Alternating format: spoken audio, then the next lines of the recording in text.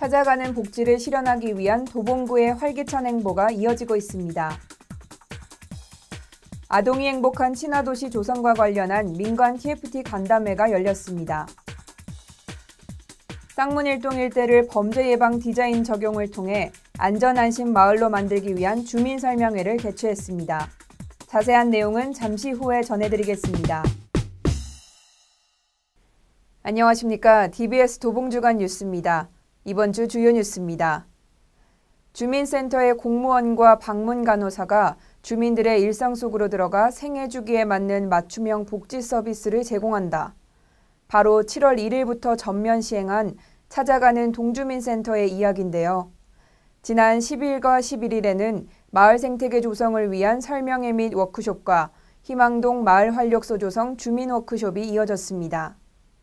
10일 구청 다목적 회의실에서 개최된 주민 설명회 및 한마음 워크숍은 찾아가는 동주민센터에 대한 이해와 마을 계획 수립을 위한 주민 참여형 방식으로 진행돼 주민들의 다양한 생각과 이야기를 나눌 수 있는 창구가 됐습니다.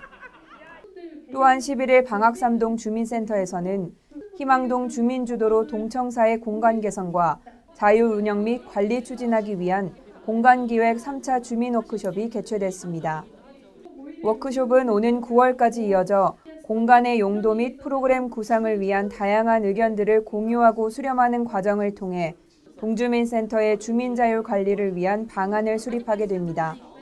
이번 워크숍이 주민들의 역량 강화와 마을 공동체 복원을 위한 시발점으로서 향후 마을의 힘이 주민으로부터 시작된다는 마을 사업의 목적을 이루는 징검다리 역할을 할 것으로 기대됩니다. 다음 소식입니다. 아동의 권리를 온전히 보장하는 지역사회가 바로 유니세프 아동친화도시입니다. 도봉구는 지난 6월 UN 아동권리협약을 기반으로 어린이가 살기 좋은 세상을 만드는 유니세프의 인도주의적 사업에 동참하고자 협약식을 개최했었는데요. 8월 12일에는 어린이가 살기 좋은 도시를 만들기 위한 민관 TFT 구성 간담회를 열었습니다. 아동친화도시 조성을 위한 민관 TF팀 구성 간담회는 학교장과 변호사, 지역 아동센터 협의회장 등 관계기관 대표자 등 13명이 참석했습니다. 이동진 도봉구청장의 인사말을 시작으로 아동친화도시에 대한 간략한 설명에 이어 각 분야에서 아동친화도시 조성에 필요한 사업들을 자유롭게 토론하는 방식으로 진행됐습니다.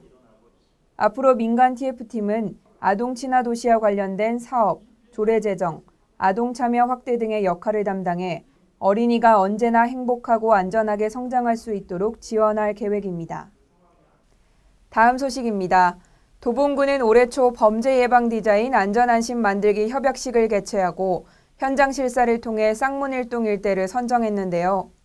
이 사업은 범죄 발생에 취약한 주거지역을 대상으로 마을 환경을 새롭게 디자인해 범죄 발생 가능성을 사전에 차단 예방하고 주민의 삶의 질을 높이는 사업입니다.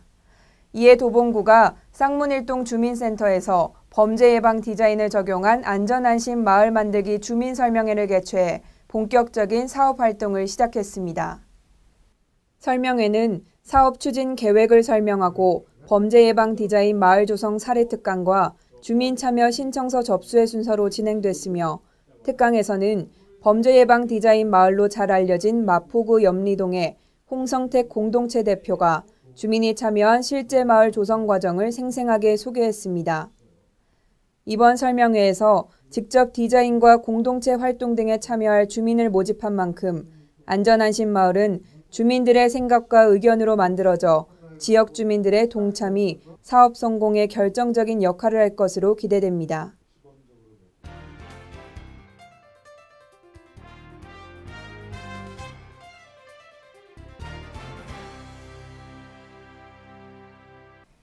이번 주 단신 뉴스를 전해드립니다. 문화교양 강좌 등 다양한 프로그램으로 운영되는 구민들을 위한 공간이 바로 구민회관입니다. 기존의 낙후된 이미지를 개선하고 구민들이 더욱 안전하게 이용할 수 있도록 도봉구민회관 리모델링 공사를 시행 중인데요. 막바지에 이른 도봉구민회관 공사 현장을 방문했습니다. 지난 3월 도봉구민회관의 안정성 확보와 낙후된 이미지 개선을 위해 구조체 보강 및 외벽 리모델링 공사를 시작했습니다. 이동진 도봉구청장을 포함한 참석자들은 공사 현장을 꼼꼼히 살펴보며 공사 진행 상황을 보고받았습니다.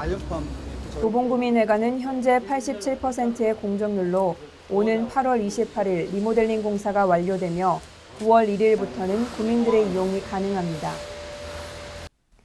심뇌혈관 질환의 선행질환인 고혈압과 당뇨 등은 올바른 이해와 건강한 생활습관, 식습관 관리가 무엇보다 중요한데요.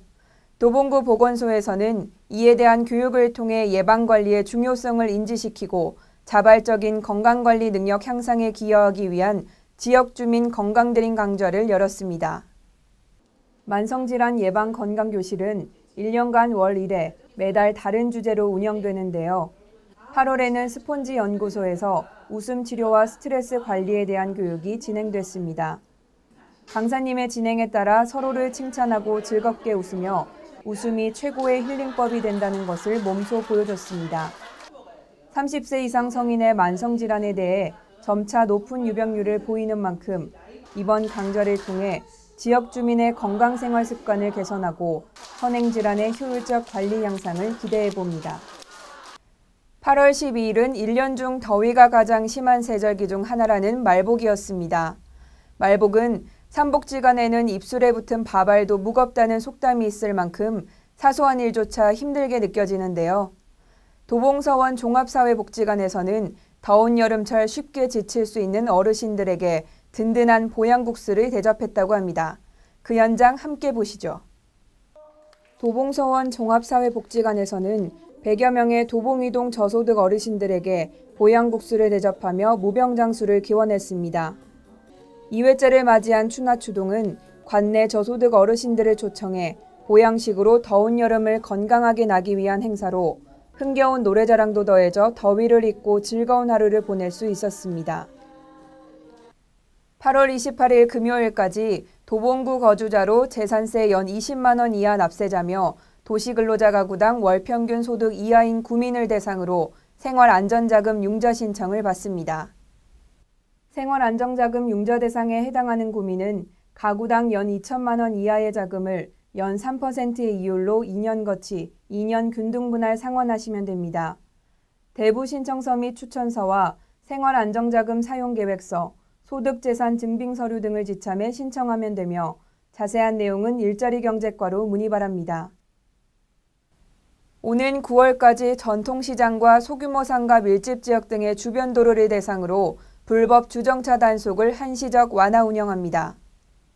11시부터 오후 2시 30분까지 소규모 음식점 주변 6차로 미만 도로와 도깨비시장, 신창시장 등 7개소 등의 주변 도로에서 운영됩니다. 단 시민 안전과 차량 소통에 큰 지장을 주는 경우에는 단속 대상이 되니 주의하시기 바라며 자세한 내용은 교통지도과로 문의 바랍니다.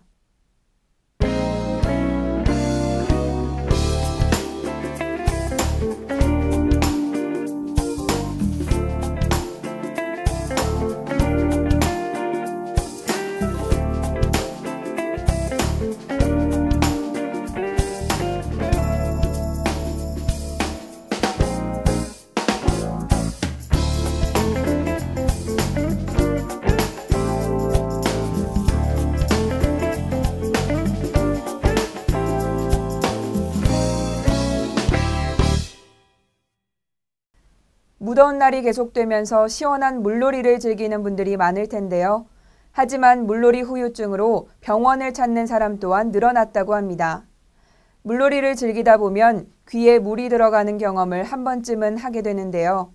그 한 번의 경험으로 귀에 이상이 올 수 있어 물놀이에 각별한 주의가 요구된다고 합니다.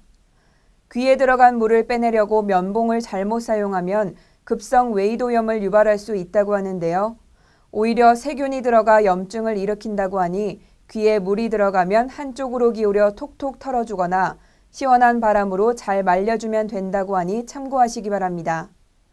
지금까지 DBS 도봉주간 뉴스였습니다. 함께해 주신 여러분 고맙습니다.